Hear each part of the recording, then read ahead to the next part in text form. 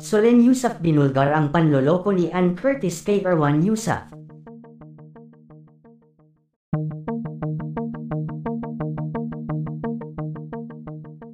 Hindi na nga nakapagpigil pa at nagsalita na nga ang kapatid ni Erwan Yusuf matapos na lumabas ang balita patungkol sa hiwalayan ng kapatid sa asawa nitong si Ann Curtis. Matatandaan kasing nagsimulang pag-usapan ang mag-asawang Ann at Erwan matapos na lumabas ang balita patungkol sa dahilan ng pag-alis ni Ann sa It's Showtime bilang host. Dahil dito hindi pa din nga makapaniwala ang madlang people na tuluyan ng aalis si Ann Curtis sa noontime show na It's Showtime.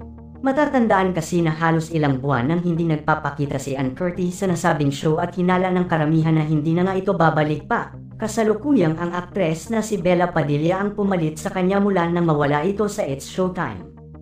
Samantala dahil sa biglaan ng pag-alis ni Ann Curtis sa nasabing show ay patuloy nga ang haka-haka ng mga netizens sa kung ano nga ang dahilan ng kanyang tuluyang pamamaalam sa nasabing show. Usap-usapan kasi ngayon ang tila mabigat na dahilan ni Ann kung bakit nito tuluyang nilisan ang mahal na mahal nitong show sa Kapamilya Network. Marami nga ang lumabas na dahilan ni Ann ukol dito lalo na nang magsalita na nga ang asawa ni Ann na si Erwan Yusuf kamakailan lamang patungkol sa isyu nilang mag-asawa. Emosyonal ngang humarap si Erwan sa publiko at inamin na nito ang buong katotohanan tungkol sa pag-alis ni Ann sa Showtime at ang dahilan ng kanilang paghihiwalay mag-asawa. Samantala maging ang kapatid nga ni Erwan na aktres na si Solen Yusuf ay naging emosyonal sa naging pagsiwalat nito sa katotohanan sa paghihiwalay ni Ann at Erwan. Nung una nga daw ay hindi naniniwala si Solen sa mga balitang lumalabas online hanggang sa malaman na nga nito mula kay Erwan ang lahat ng katotohanan. Hindi nga daw akalain ni Solen na magagawang lahat ito ni Ann sa kanyang kapatid dahil iba nga daw ang pagkakakilala nito sa kaibigang si Ann Curtis. Naaawa nga daw si Solen ngayon sa pamangkin nitong si Dalia dahil sa nangyayaring ito sa kanyang mga magulang.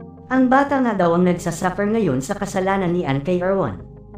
Totoo din daw na hindi pumapayag ngayon si Ann na ipakita at makasama ni Erwan si Dalia, at handa umano ang pamilya nila ni Erwan na gawin ang lahat para mapunta sa kanyang kapatid ang kustodiya ni Dalia.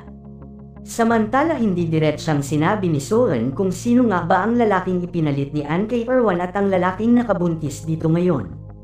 Marami kasing lumalabas ngayong balita na isa sa mga ex-boyfriend ni Ann ang lalaking nakabuntis dito na naging dahilan para tuluyang masira ang pamilya nila ni Erwan Yusuf.